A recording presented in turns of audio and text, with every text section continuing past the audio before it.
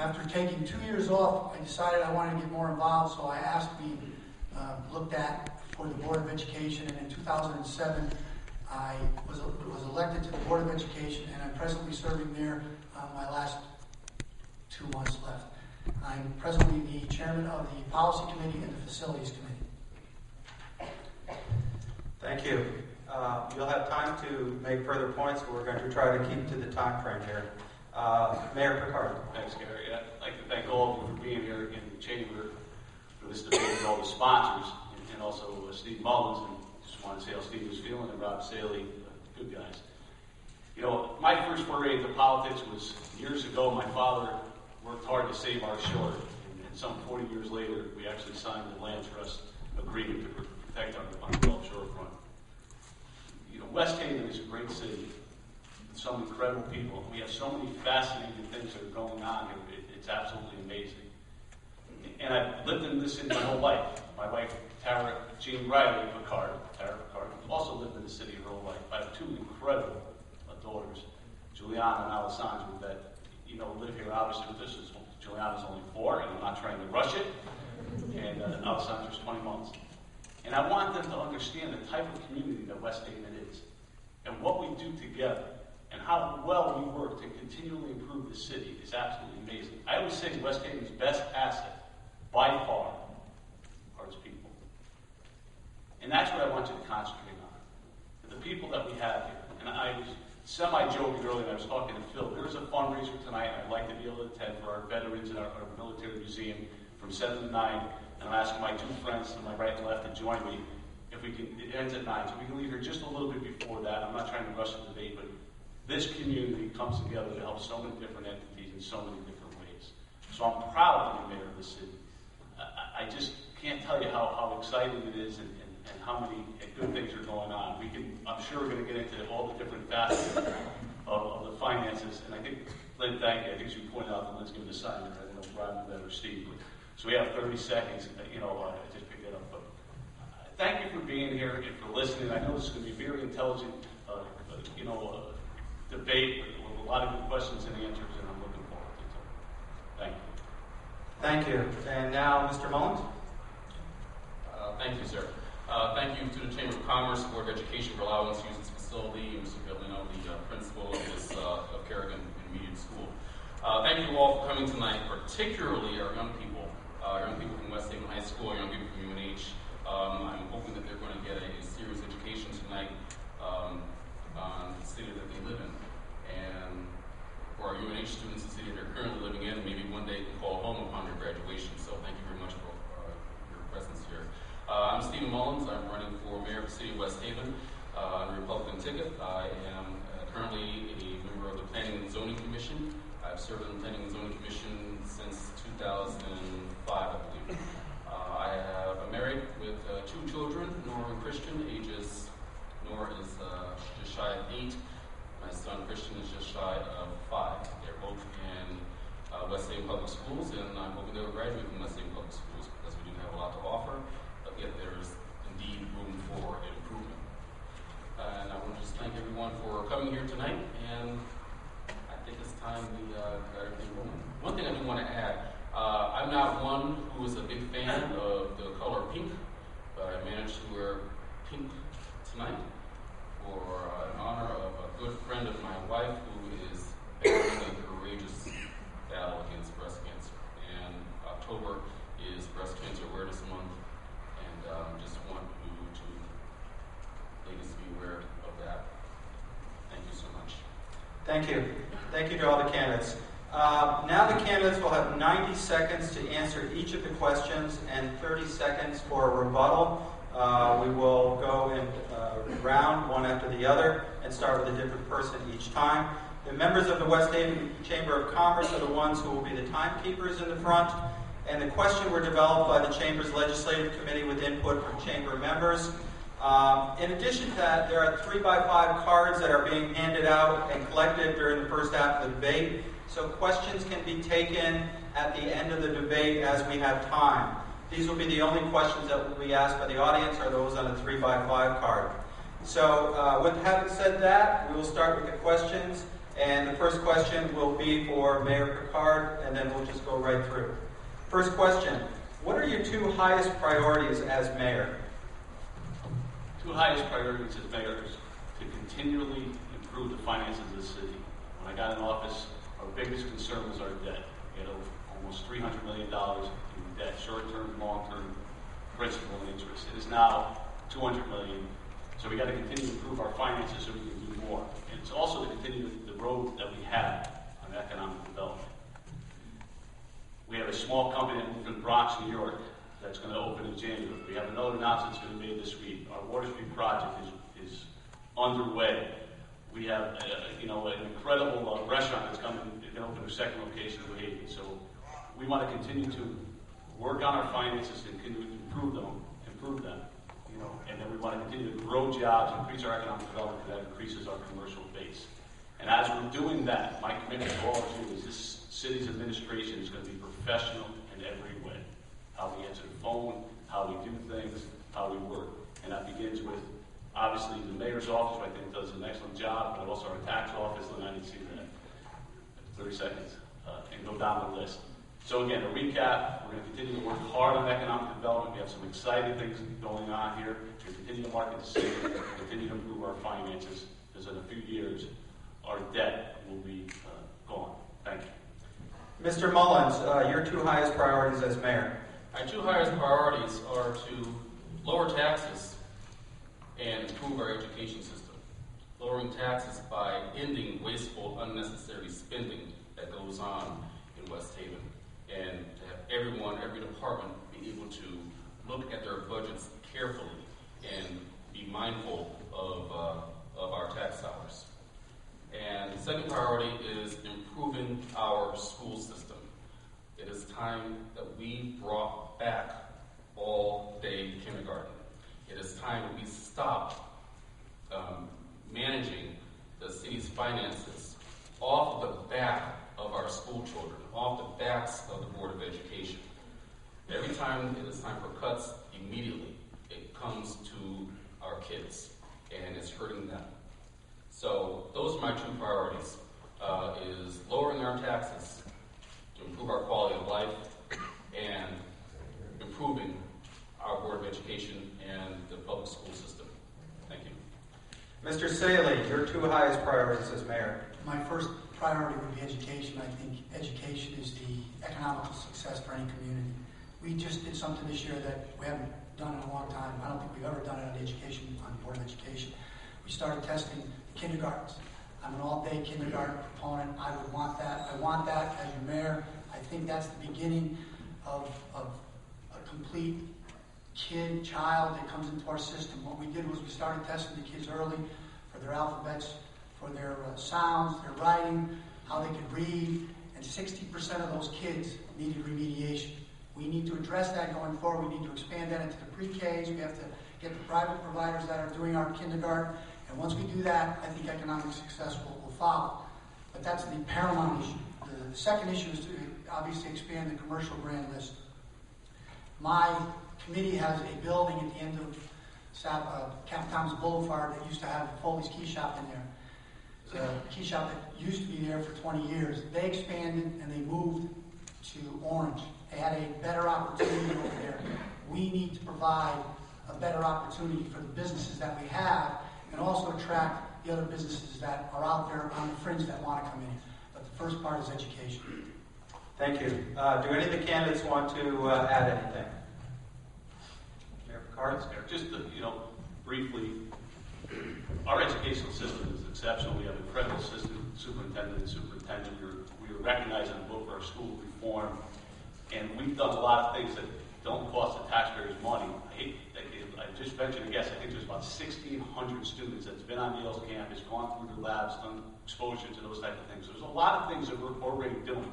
And if we don't control the finances, our minimum debt payment is $18 million a year. We can do a lot with a lot of entities, including all the kindergarten, which we're going to have to pay for if that's what Mr. Mullins wants to do. So until we eliminate that debt, it's going to be kind of difficult. Thank you. Mr. Mullins. We have an excellent school system, which we do. And like I said in the beginning of my remarks, it needs serious improvement. I don't believe we can stay stand or sit here and honestly say, anyone in this room would honestly say that the education of our young people is as good today as it was 2 or 3 years ago. We've managed to close down two schools, one very successful school in Missouri School, and we have our kids being bused all over the city. Our classrooms, our sizes are relatively high. We still don't have all-day kindergarten, and with that in mind, and in an effort to save cost savings as far as the city is concerned, by closing the schools, the Board of Education still managed to overspend its budget by over $600,000. Thank you. I don't think that's accountable to the people of West Haven. Thank you. Mr. Saley. Yes. First of all, I want to address the class size. When you look at the class sizes, Mr. Mullins, our average class size is anywhere around 20 to 21 and a half. We do have some classes in Forest, Savin Rock that are around 24 to 25. All-day kindergarten can be funded by what we did last year with our savings through teacher arbitrations and teacher negotiations. We saved a ton of money, $600,000, $700,000 per year, and when you look at what we might be saving with our privatization, I don't want to use privatization, but our AFB guys coming in and contract negotiations and our energy efficiencies in our schools, be another $200,000 to $300,000. We're told. I was originally told that all-day kindergarten would cost $1 million. You got $900,000. I don't think $100,000 and a $150 million budget would be that hard to find. Thank you. We'll start the next question with Mr. Mullins. There's been a great deal of discussion about the preservation of the shoreline. Since Hurricane Irene and past storms, we now have to rebuild the shoreline and preserve it. How would you do that, and where would you get the necessary funding? Well, that is why we have state representatives, state senators, members of Congress represent us. We need to make several appeals to the state and federal governments to get our shoreline pre-Hurricane Irene status. So it should be top priority because I just passed by Chicks just the other day. It was Sunday, and it's just no beach at all, and it's really sad to see it.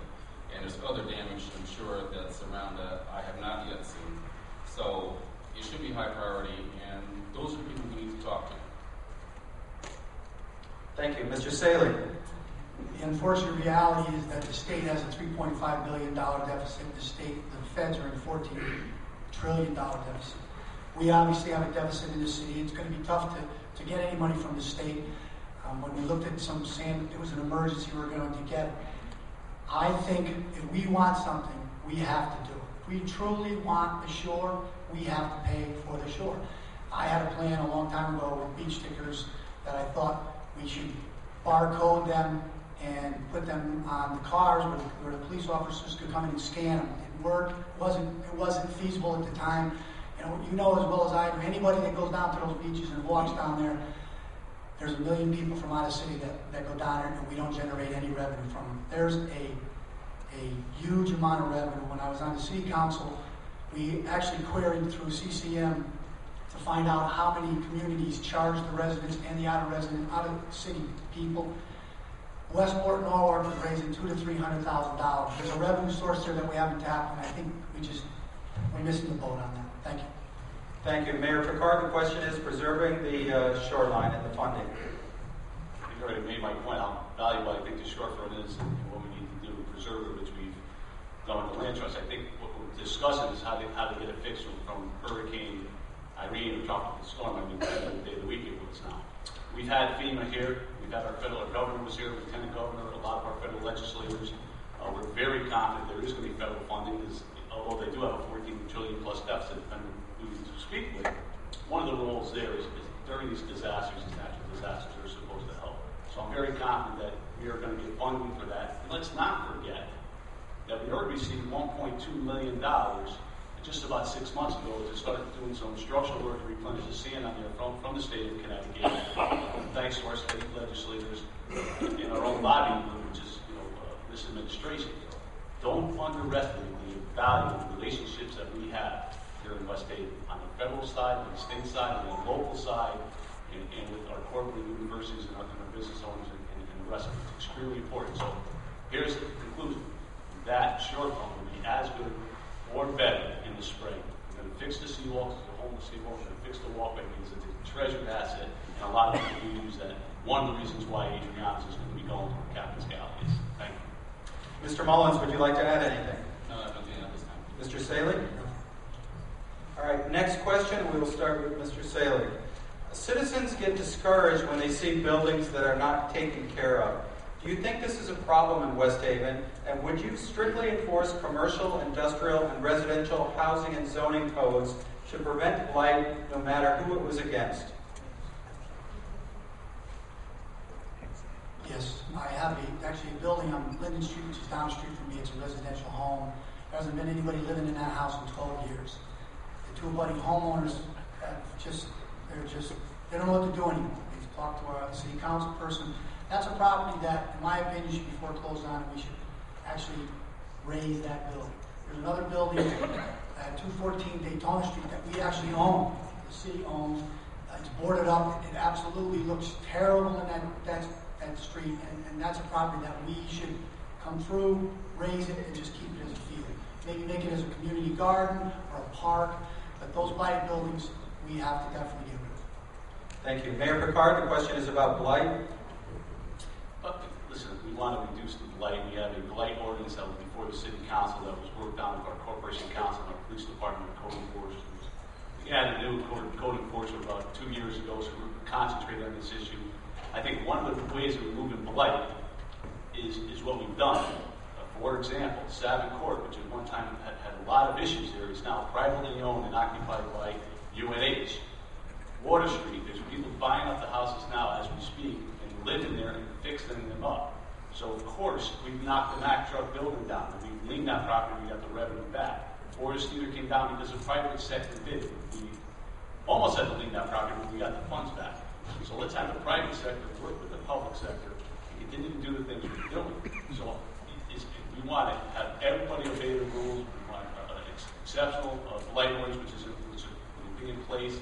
But we want to continue the path that we're doing. Let the private sector do what they've been doing. So, Great. Thank you. Mr. Mullins, is blight a problem, and what would you do to enforce it? Blight's a major problem in the city, and it's hurting the city a great deal. We look at the values of our homes are going down as a result of it. And one major problem is absentee landlords. We need to get on our absentee landlords who allow these properties to get in the condition they're in. Also, with only one zoning enforcement officer in the Department of Planning and Development, it's tough for one person, as good as the one person may be, but it's tough to catch everything. So in order to really show effectiveness is to give some help in that department, which goes around and gets these inspections. Thank you. Mr. Saley, would you like to add anything? Mayor Picard? just that there is one zoning enforcement officer, there are 3 code enforcers. They do an excellent job, but we all need to work together. If there's an issue, a lot of times calls come to the mayor's office from the residents, and that's how we work on it also. So your help is always appreciated. Mr. Mullins, would you like to say anything? Next question, Mayor Picard, you'll start. What new ideas do you have to partner with the local business community to promote commercial redevelopment? You know, one of the ideas that we have is actually going on right now, but we have restaurant week that started last year. We have a lot of sponsors, but we work well with the local businesses. We also work well with our universities, as you all know. And we just finished an economic development summit to highlight what we have here. So it's got to be more than just the local businesses. It's got to be all of us in this. So the universities, the city, the landowners. We have a train station that's being built. We have an art center that the roof is going on. Our goal is to tie the train station to the center of town to Water Street. You know, I know most of you weren't there, but right at Hale West, we have the best of the best coming to do research right here in West Haven. I mean, from Harvard, Columbia, and China. They're coming here, and they've been coming here for the last couple of years. And every time they get one more, they bring 10 to 15 research scientists with them because they come as a team. So we're heading in the right direction. Working together, marketing the city, putting our blight ordinance in place, tying the train station into our downtown with the Arts Center, you know, University of New Haven's growth and what they're doing there, along with the private sector. That's what we need to continue to do. Mr. Mullins, partnering with the local business community. Partnering with the local business community. Well, that can be a serious problem considering the fact that West Haven has very little local business at this point in time. We don't have a lot of economic development going on right now. We haven't for a while. We have had projects that have increased some economic development, but it's not necessarily economic growth. We're looking at, for example, Walmart. It took about, to build the Walmart, it was about $11 million of taxpayers' dollars, your dollars, federal dollars, state dollars, that was to build Walmart. In 1995, 1996, Republicans came up with the idea at that time that there would be a business park, an office park, or something of that sort, something of that nature. But what did we get? $11 million later, we've got a Walmart. The train station is a great addition to the city. But is it really economic growth in the city? Is it going to have many jobs to the city? The answer is no, not really, as far as the actual train station itself. Now, as far as the contractors are concerned, to my knowledge, some of the contractors from West Haven or from this area. We're looking at Water Street. Water Street's a great project, but Water Street's been talked about for 14 years. And this is not when government of all levels come together, work together to accomplish something. That's something to be proud of. That this is all being done to benefit a company that is already located and headquartered in the city of West Haven. So is there any real economic growth when it comes to some of these projects? Thank you. My issue is, what businesses do we have to go out to be partners with? Thank you. Mr. Saley. Actually, it's a great idea. I'm actually a small business owner. I've got about $250,000 of equipment that I've invested out of all the guys that worked for me over the past 25 years. But the biggest thing that I think we can do as a business community is the chamber. When I was involved in the chamber 10, 15 years ago, we sat down and we figured out how we could get all the businesses together. That's a great medium right there, the business and the Rotary. We sat down and we said we need to get a bigger face for the chamber. So we all kind of made a suggestion of, obviously, a fun run or a golf tournament. And I believe, if I'm not mistaken, you guys still have the golf tournament. The run fell by the side. But what you need to do is you need to foster chamber and the Rotary so that they can bring all the businesses together. Because, you know, me running my business might not have the same ideas, might have the same problems, but I don't know how to work them out. But the other guy that's running a tree business or a landscaping business or a jewelry business has the same problems with his forms with the state. I think the chamber and the Rotary and any kind of business organization that fosters the business community is the right thing to do. Thank you. Thank you. Mayor Picard, would you like to add anything? Yeah, just a couple of things. The chamber is important. The local businesses are important, as are the universities and the state, all of us coming together. Just a couple of quick comments. Water Street is a perfect example of the public and private sector coming together with the federal and state legislators. And BILCO has offices in China and in Ohio that they're manufacturing, 5, 6 years ago. We don't want them to leave. We want them as anchor tenant. So that's going to be privately built, fully taxable. And I can go through a host of businesses that are here and growing. So I just want to clear that up. Government on all levels working together with the private sector, Water Street work. Mr. Mullins, would you like to add anything? Yes, I'd like to. Government is not going to be the solution to any type of economic development. Government has stood in the way of economic development and economic growth here in West Haven. And Water Street is a perfect testament to that. We spent 14 years with 2 Democratic mayors, 2 Democratic senators, 1 Democratic congresswoman, who all served all that entire time period. And now we're at the point where we're only receiving proposals for demolition of the bulkhead and the remediation of the site. I mean, that is not government working for us. That's government working against us.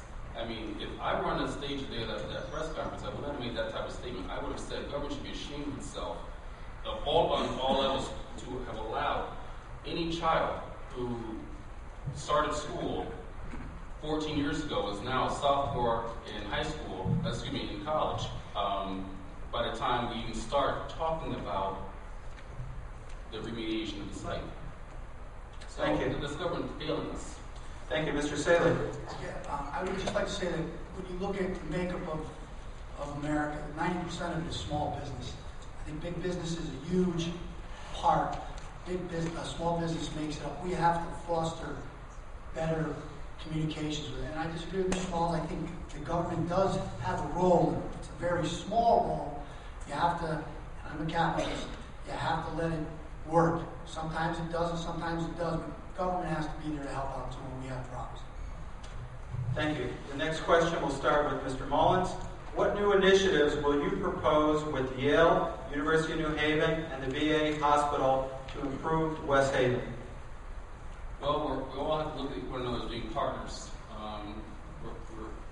As far as the city is concerned, being the stewards of the city, of the community, and they being the residents. So there's a lot of partnerships we can have with President Kaplan, with the leadership of the VA, and just partner together. I know that's pretty much already in existence now. There's always room for improvement, and I'm more than happy to work with improving that. Thank you. Mr. Saley. In regards to UNH, I think their expansion is a great thing for the city of West Haven. You're expanding UNH into a residential community, and I think UNH and the city has to work together so that the residents in that community are not adversely affected. The VA, I think, because it's got a great university and doctor, and I think when we can go in there with our sciences in the schools, I think it would work. And I know I use this a lot, the Board of Ed, and I know my Board of Ed people are here, but I think it's a great symbiotic relationship between the VA, UNH, and Yale. Yale has done wonderful things for us. Obviously, they have a little science lab, a science field over there. They brought our children from the schools over to the museum. So we are doing something with the Board of Ed, and I think all three of them play a very good role in our educational system. Mayor Picard. Thank you. We have excellent relationships with Yale, UNH, and the VA hospital. And you always want to improve. One of the ways you improve is you continue to do the things you do. You meet them on a regular basis. Yale, what they've done for us here in West Haven, and they do have, as Shayla said, a little science center, a little science lab. It's 500,000 square feet of lab space there, and what they're doing there is incredible. But how the intellectual capital they provide us, that they volunteer the time in our economic development task force, they're in the school systems, they help out in so many different ways. Forget the financial donations of $500,000 a year, or $500,000 for the Arts Center, or $50,000 to the fire truck, or $50,000 to the interactive bike coaches. Put all that aside, the intellectual capital they provide the jobs of the company. UNH with their Allentown Coalition, the way that we work together to continue to expand and to grow. The residence hall that went up on the parking lot, we get $400,000 in pilot money. They have over 1,200 jobs and over 5,000 students. Tie that in with the VA hospital, what they're doing there. And the amazing part, one official from the VA hospital, one or two from Yale, and one or two from UNH sit on our economic development task force every month to talk about growing not only West Haven, but the region. So we brought it together. We're going to continue to improve. And you're going to hear a few more announcements that Yale's going to make. I think a number of people in this room will be very happy. So we're excited about UNH's growth, our partnership, also with Yale and what they're doing there. And the VA hospital, Al Montoya just replaced Roger Johnson, who moved on from the VA hospital to join the task force. Thank you. Mr. Mullins, would you like to add anything? Yeah, the mayor mentioned the Allentown Coalition, which is a group of people in partnership with the University of New Haven. And as many of you who were also there, attended the dinner that UNH gave for many residents of Allentown. And they made a very good presentation, President Kaplan did. But what I want to see coming out of that is real teeth. I don't want it to be, and I've said this on tape also, I don't want this to be just a show. I want to see results that come out of the Allentown Coalition. And I know that both of us will benefit. I know the UNH will benefit because parents that visit and students, future students that visit want to come to a very nice community. And we want a very nice community here in Allentown. Allentown is still the forgotten part of West Haven, and I don't want anyone here to forget it because I am not going to forget it. We're in the north end of town, and I want to welcome many of you to the north end of town. This is Allentown. So we have to work on that and whatever is best for all of us. Thank you. Mr. Saley. Mayor Picard, anything else? Yeah, just, UNH has already proven that the forensic science and learning center is open. I mentioned that before, but at least that. The Forest Leader came down to Mack Truck Building. So they're a part of Allentown already. They're a part of the city of West Haven. They're extremely supportive of what we've done here. So you're already seeing the results there. And you're going to see a lot more as we continue to progress and move forward. Next question, we're going to start with Mr. Saley. Do you believe West Haven's tax rate is high in comparison to other towns in the area?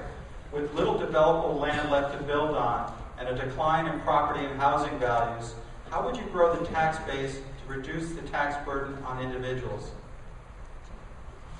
When I first moved to West Haven in 84, the property taxes on my house were $2,800. They're $7,900 now. I think one of the ways that we can reduce the burden is obviously to foster businesses, like where my campaign is. It's in Foley's old place. We need to keep those businesses here so they pay taxes to us.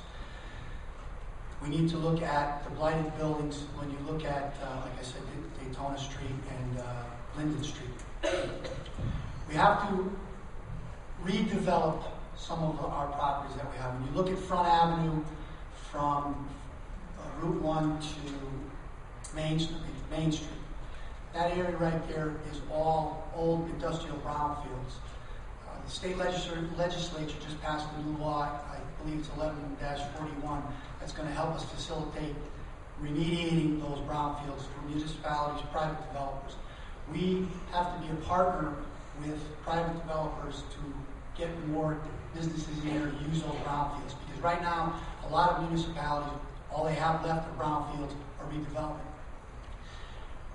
That area over there, what we have right also in there, we have a mixed residential usage and commercial usage. We need to once those properties are either sold or we take them when we take them through, like when they go up for sale, we purchase those properties to make those areas bigger, so we have bigger industrial parks like the one on Wallingford or in Milford. It's just, we have to reduce the burden through government and private partnership. Thank you. Mayor Picard.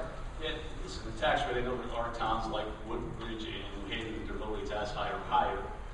But there's always a lot of legs to a tax bill. One is your finances. Most people don't realize 20% of your tax bill is your minimum payment on your debt. So you've got to control the finances. You can't keep borrowing and spending. And one of the things I'm very proud of, we've actually really reduced our debt. It's gotten a lot better. Focusing on economic development, creating jobs is extremely important. So we mentioned, Mr. Seth mentioned Front Avenue. We have the truffle factory, which moved from the Bronx, New York, which is going to open in January. It's only 35. I mean, only 35 jobs being facetious, because we do know small businesses is the backbone of this country. We mentioned Adriana. Stone Academy opened up. We did it without any family. Moved from Camden and moved there. I had a headquarters in the Vapor Plaza. As my opponent mentioned, Foley's Key Shop. We fought very hard, a lot of us here in this room, to keep the post office there. So where my headquarters was 2 years ago, there's now a Tony's Bike Shop that opened up. There's a kettlebell, an exercise place. There's called a dive bar, D-I-V-E, but it's absolutely gorgeous. Oyster River opened back up. So that Vapor Plaza has opened and flourished. Water Street, which was a brownfield, is actually going to be the headquarters for Billboard. And you can see the property there. In Allentown, like I said before, you see UNH's growth and what we've accomplished there. A.J. Wright went out of business. C.W. Price took his spot. So we're doing it. We just got to keep doing it. Mr. Mullins.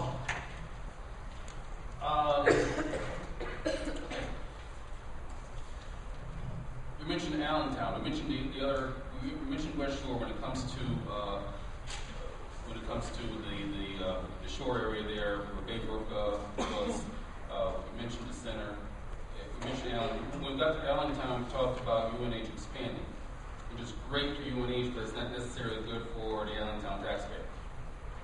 As UNH expands, more land is taken off the tax rolls. UNH is a fine institution. I'm happy and proud to have it in West Haven. But with more expansion is more land that's taken off the tax rolls and more burden put onto the taxpayers. That is not economic development or economic growth for that matter. We look at, and this is where the one-party system and bad politics come into play. We look at the opportunities that West Haven, particularly Allentown, has had, and the David Beckman property on Route 34. Due to politics in the city, that large potential great development that would have brought massive tax dollars to West Haven has gone away because of bad politics in West Haven. I don't have time to go into details of it, but I'm planning zoning commission. Please feel free to talk to me about it later on. And so it seems like whenever a private institution wants to do something in development in West Haven, particularly Allentown, it's very hard, which makes West Haven have become very, very business unfriendly. I've said it before, you've all heard me say it before, and nothing has changed. And it hasn't changed because of one-party system that is ruining the city. Thank you. Mr. Saley. I'd just like to say, I know we are paying the debt down, but we're not paying any more than what the debt's requiring. And we're probably paying, like the mayor said, $19 million. It's not like we're putting $25 million on it. We are paying it down, but if I was there or if Steve was there, it would be the same amount. Mayor Picard, would you like to add anything, reducing the tax burden? Yes, I hear that all the time, but for years they paid the minimum of 18 or 10 million. When I left the city council, our minimum debt payments were 8 million. I became mayor, they were 19 million. So obviously they weren't paying it down, they were paying down the debt. The minimum payment was borrowing 30 million to pay down 18. So it's a lot easier said than done. And as far as UNH, we do get payment on little taxes there. Like I said, I mentioned the residence hall, that's $400,000 in revenue that we would have received. We get over $1 million just in UNH property alone. A lot of what they're doing now is privately owned. It's out in the quarter. Campbell Avenue just sold. It's privately owned. UNH is going to lease it. So it's fully taxable. Steve, I know you're not going to get into the planning and zoning commission. One of the things we need to do is have a commission that's professional and expedite the process, not so. Thank you. Mr. Mullins. No, I have nothing to say. Mr. Saley? Last question from the chamber. We'll start with Mayor Picard. Do you believe it was wrong to close Malloy, our only high-performing school? And if so, what would you do to make certain the Board of Education has the resources it needs to properly educate all of our children? I have complete faith in the superintendent and the assistant superintendent. I think Malloy School is not our only top-quality school. It's a top-quality school. We have a lot of very good schools here. You know, the choice came down to, we have a declining enrollment. For the last 10 plus years, maybe more than that, enrollment's gone from 7,600 probably close to 6,000. The Board of Ed needs $6 more million. $6 more million, which would be an average taxpayer increase of about $500 to $600 a year. So you've got to be careful. Do I think what they've done, moving the 5th, 6th together here at Carrigan, some of the biggest detractors, Dallas and John, that's a good thing. We have all the teachers and all the resources here. The students get along together. Bailey, 7th and 8th are working together. So, a lot of times I tell people it's not how pretty the building looks, it's what's inside the building. We have top quality educators with a great system. I said we were recognized in the book. So let's not create this fallacy, whether it's Malloy School or any other school, it's what's in the building that's important. I see a lot of pretty schools in other towns, and they don't have the education that we have, not by ownership. Mr. Mullins? No, Malloy School should not have been closed. Absolutely not. Compton School should not have been closed either. These are two schools that are in the north end of West Haven, which is known as the forgotten part of West Haven. And they should not have been closed, especially one that performs so well academically. Right now we have one elementary school in the entire district that is not failing when it comes to the No Child Left Behind Act. And that's really embarrassment to the city. So, should Malloy have closed? Absolutely not. Is it a disservice to all young people in the city of West Haven? Yes, it is. Are you finished? Mr. Saley? That's a tough question because the night we closed, we were right here in this building.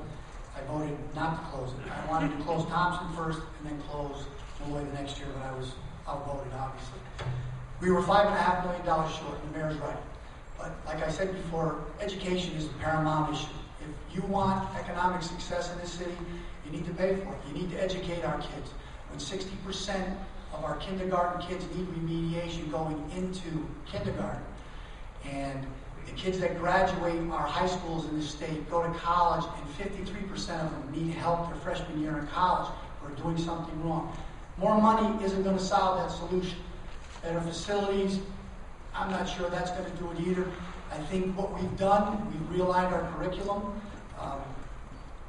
Malloy, we've talked about heterogeneous kids in the school system. We've created a better system for the kids.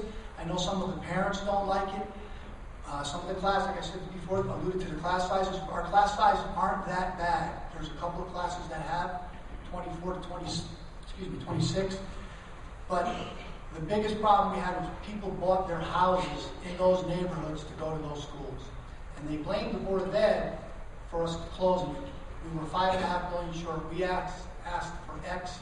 We needed Y. We didn't get it. The mayor prepares the budget. I understand the point because of the taxes. But education has to be the paramount issue. I still believe Malloy was the wrong choice. We should have just closed Thompson and 2 years later closed Malloy. Thank you. Mayor Picard would like to add anything. Yeah, if we were going to do something 3 years later, I think the fact that they did it and moved the 5th, 6th together really worked out well on the 7th and 8th. Let me paint you a picture. 15, 20 years ago, our education budget continued to skyrocket as our enrollment continued to go down.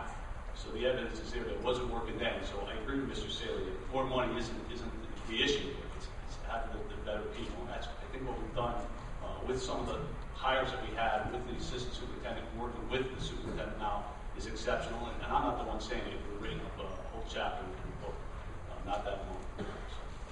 Mr. Mullins? Again, the one-party system at its best. It's time that Board of Education, which is now closed, we didn't talk about Style School, which is closed a few years before, talking about cost savings. Right across the street over here is the former Blake building, which was prior to that the Lincoln School. The Board of Education was headquartered in that building for a number of years. Now the Board of Education has moved out of town. It is in our neighboring town. It's in Orange. It is an embarrassment. How can we have your Board of Education headquarters in another town? And this is all in the effort of cost savings. Have any of your taxes gone down as a result of that cost savings? I know mine haven't. So, to top it off, to add the icing to the cake, the Board of Education has managed to overspend its budget by $600,000. This is a one-party system at work for you. If you like it, then keep it happening. Mr. Saley? Yes, I would like to address that. When you look at the relationship between the city and the Board of Ed, it's kind of like apples and oranges. They have a certain accounting way, and so does the Board of Ed, and we have melded those two together. I think once you see that, and we work together over the next, especially moving downtown in the next year, I think you're going to see the financial picture change a little bit with our finances, with David Cabetta and our finance director in the city.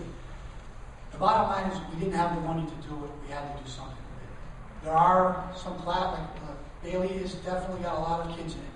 But as a community, you have to address that. If you want a better education system, you have to fund it. We've done a lot of good things with our curriculum, with professional development, with trying to align our curriculum with the state standards. But what we really need is we need a better teacher evaluation system to put that in place, because we do have good schools. But when you look at our test scores this year, especially all the money we put into PD and curriculum alignment, we just need to do a little better job with that. Thank you. At this point, we're going to go to the questions from the audience. Candidates will have 2 minutes to answer and a 1-minute rebuttal. We will start with Mr. Mullins. What ideas do you have for consolidating the fire districts? How can we work towards resolving the problems? Consolidating the fire districts. First of all, I want to, I know this has been a question that's been asked by many people, and I want to correct them. There are some people who are under the assumption that because of the 3 fire districts that they are paying for 3 chiefs, 3 deputy chiefs, 3 sets of personnel, 3 sets of apparatus. That is not necessarily the case. You are paying for, if you live in Allentown, you are paying for the Allentown's personnel and their apparatus. Same thing with the West Shore and the Center. So I want to put that out there just in case there's some here who believe that they are actually paying for all that. The second one, when it comes to consolidating the fire department, that is a choice that the voters have to make. And the voters want to make that choice, which is probably better for one district particularly, then that is in the hands of the voters. Mr. Saley. Fire districts. This is a subject that's been talked about for a long time, and nothing has actually happened.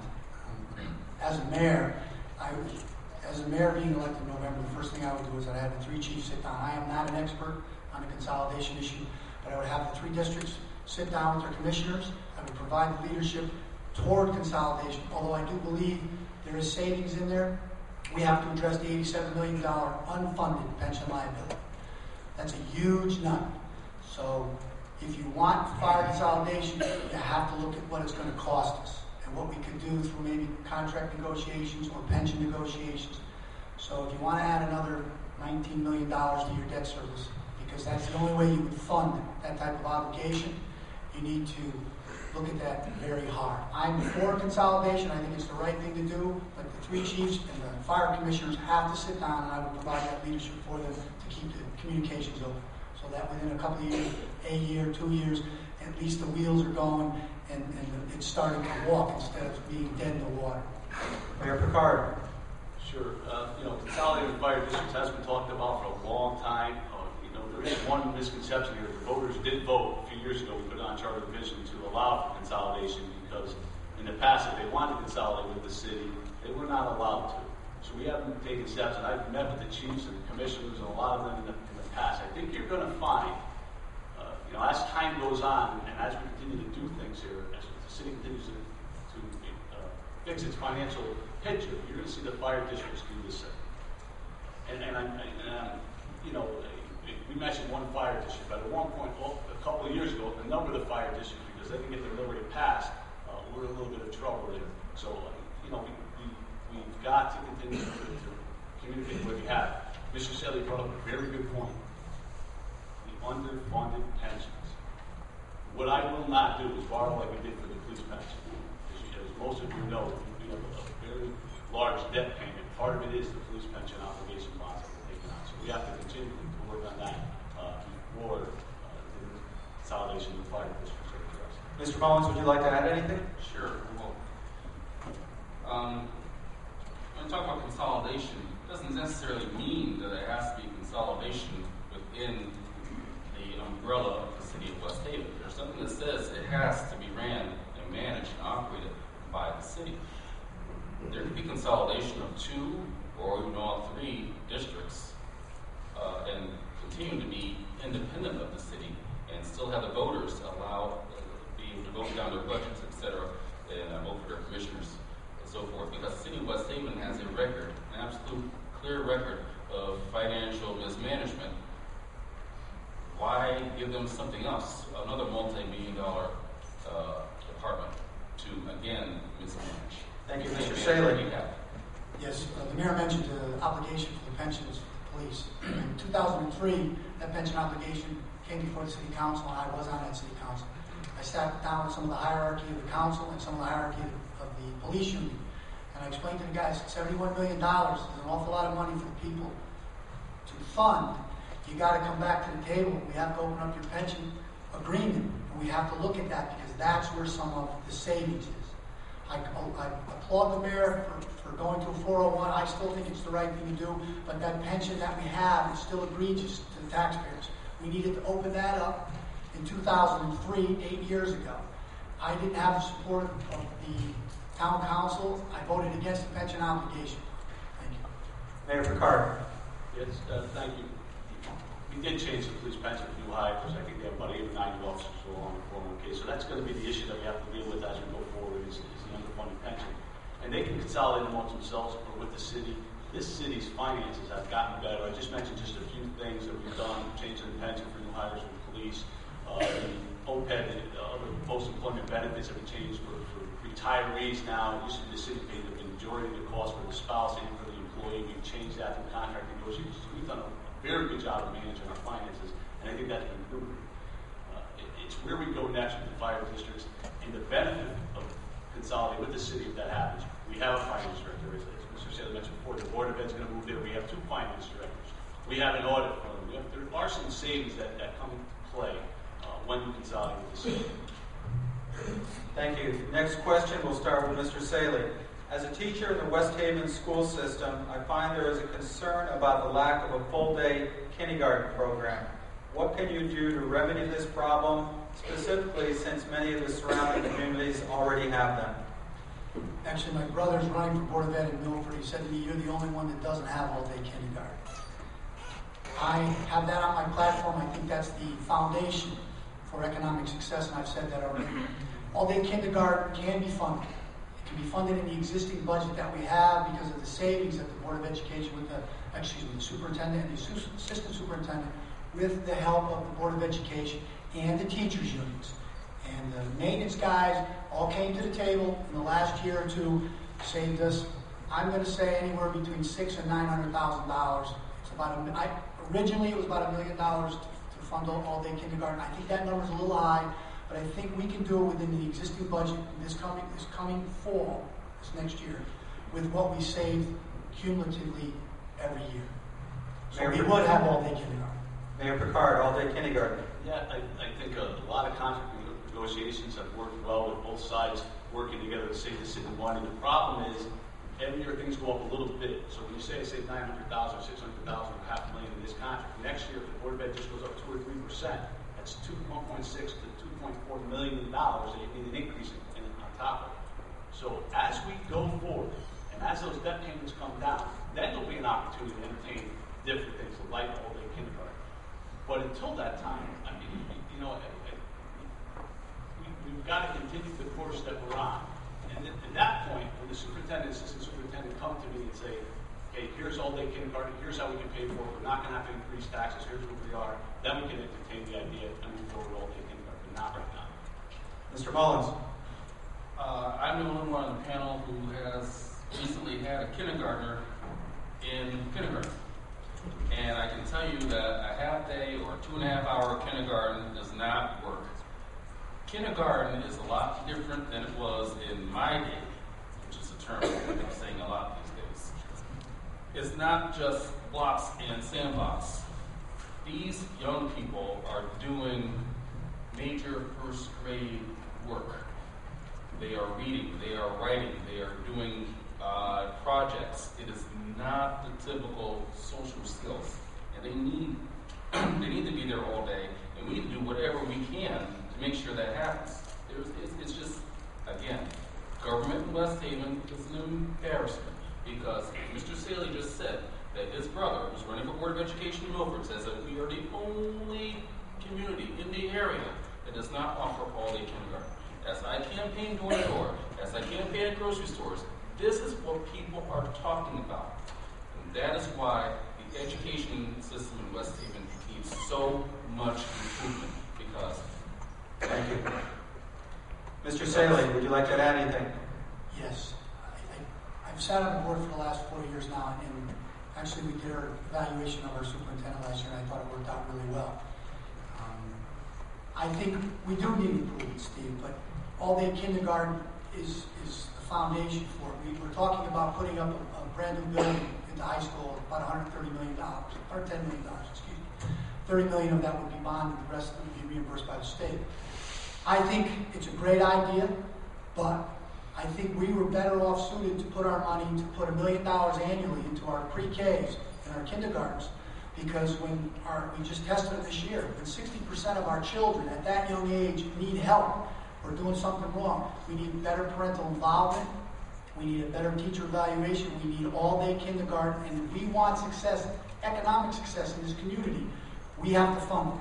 I realize just because if you're the mayor, you propose a budget, you can't tell the superintendent that you want all-day kindergarten, but that should be one of your main issues. You say, listen, if you're asking for $2 million, out of that $2 million you're getting in money from the city, we'd like to see you put it into all-day kindergarten. Thank you. Mayor Picard. Yes, I think we can agree that all-day kindergarten is important, but what I will not do with what we did before. When we first had it, it was a lottery system, and they picked names. I'm sure there was nothing done improperly, that certain names got picked. So we strapped it. If it's not for everybody, we're not going to do it. So it's got to be for everybody. What I also will not do is start an all-day kindergarten program. All of a sudden, the funds are tough, and we can't do it again. So until we can sustain it, it doesn't make sense to me to start a program which we would have had to stop. You just talk about closing 2 schools and city employees giving back raises and ending the pensions. Why would we start something until we can sustain it? So let me continue to do the financial job that we're doing here, continue to pay down the debt. You're going to find we do a lot more things. And we won't have to bond with Tyson. Okay? Mr. Mullins. We need to stop balancing the budget for the city off the backs of our young people. And the Board of Education has already proven its inability to be stewards of our tax dollars by closing the 2 schools, and 3 if you count Stiles, and then the Blake building closing up and then paying rent to Yale. There should be some serious savings, but yet the Board of Education manager overspent its budget by $600,000. So you tell me how we can't fund or find monies to fund all-day kindergarten. Thank you. The next question, we're going to start with Mayor Picard. What is your plan for collecting back taxes from those who are delinquent in our city? The plan for collecting back taxes is hire a professional. We've tried the elected tax collector position for a while. We need to get a professional tax manager who's qualified in every way, who's professional, who has people answer the phone. And we talk about collecting back taxes. Let's remember where the majority of our money comes from. It's real estate taxes. The next level is commercial, personal property, business equipment, and then motor vehicle. So when you talk about collecting delinquent taxes, we have a delinquent tax collector, we have a tax collector. For whatever reason, the phone calls and the letters and the additional work is not being done. And I think the problem is the tax collector is supposed to be the leader of that department. He's not professional. He doesn't have the ability. So my plan is, we've done this, $7,600 for the elected tax collector, allow me to hire a professional, and let's run that office. We collect $90 million in taxes. Don't you want your best employees and leaders in there with a professional run as opposed to elected? Mr. Mullins. Well, how it is now, as the mayor said, is an elected official to go who runs the tax office. Same thing with the city clerk's office, and what else is there? Same thing with the treasurer. That's how it is in the charter. Unless you change the charter, there's nothing you can do about that. You have an elected official who's doing that. As far as the tax manager is concerned, I believe if the person who is elected feels the need to get a tax manager, then so be it. But what we really have to do is whoever is in that position needs to take responsibility and collect the taxes as best as he or she can. Now, the BOOT program is a program that I support, and I will hope it comes back, because you're getting people who have been able to escape for so many years, and you're getting them. And we have to find ways to get monies from real estate, etc. Mr. Saley. I would let the way the tax collector we're getting, I think, is 98.5% on our taxes. We need to get that extra 1.5%. I think what they're doing over there is a good job, and I think things have to change. For instance, I get 7 bills for 7 pieces of equipment, all 7 letters, 7 envelopes, and I said to them up there, I said, we can't change that. They said, the software is coming in, we're going to be changed so you get 1 bill. I lose 1 bill, if somebody loses another bill, that's probably one of the reasons why you don't pay. I do like the boot. I think the boot worked. I'd like to see that go a little bit better, especially when you look at how much we have in back taxes on motor vehicles, because we haven't really done a good job on that in the last 15 years, and it hasn't fallen off the rolls, I think, after 15 years. So we've lost some money there. I think if there's a history of people not paying their taxes, and I'm talking, 4, 5, 6 years consistently, I think we have to start looking at foreclosures like what New Haven does. I think once you do that, I think maybe those extra people that are on the fringe will pay for it. Mayor Picard, would you like to add anything about collecting delinquent taxes? Sure. Definition of insanity. To do the same thing over and over again and expect different results. We've tried it with the elected tax collector. Let us hire a professional. And that's how that works. Everyone needs to pay the taxes, delinquent included. The reason we collect 98 and actually 99% is because we sell our real estate tax liens every year. We get 100% on the dot. The boot, I've asked for an RFP. To be comical now, I've talked about a professional. The tax collector, just before, about a month or so ago, put something before the council asking for an RFP to do the boot. You don't need to put anything before the city council to put a proposal bill. It's request for proposals. That's the tax collector's job. That's the process. Put a proposal together. A city council person, I can mention his name, actually sends me a letter today. Mayor, when are you going to put the RFP together for the food program? Are you kidding me? The tax collector meets, that's his area of expertise, supposedly puts it together, and then goes through it, and then meets with the corporation council and our risk manager to put it out to bid. That's the process, ladies and gentlemen. And then we decide. But if they're doing a job, we wouldn't need the program the way it is. Mr. Mullins, delinquent taxes. Politics has managed to intertwine with every piece of West Haven life. And one thing that I want to see is, when it comes to collecting taxes, is no favoritism. And there's plenty of it, and there has been plenty of it over the years, and that is favoritism. If you have been in support of one individual or multiple individuals and that person's in tax office, then chances are, if you owe delinquent taxes, it might be overlooked for a while. And that's what has to stop also, is favoritism. Mr. Saley. Next question, we're going to start with Mr. Mullins. You may have touched on this already, but what are your plans for balancing our budget? I believe we started seeing on the opening statements. Every department needs to look, fine-tooth comb,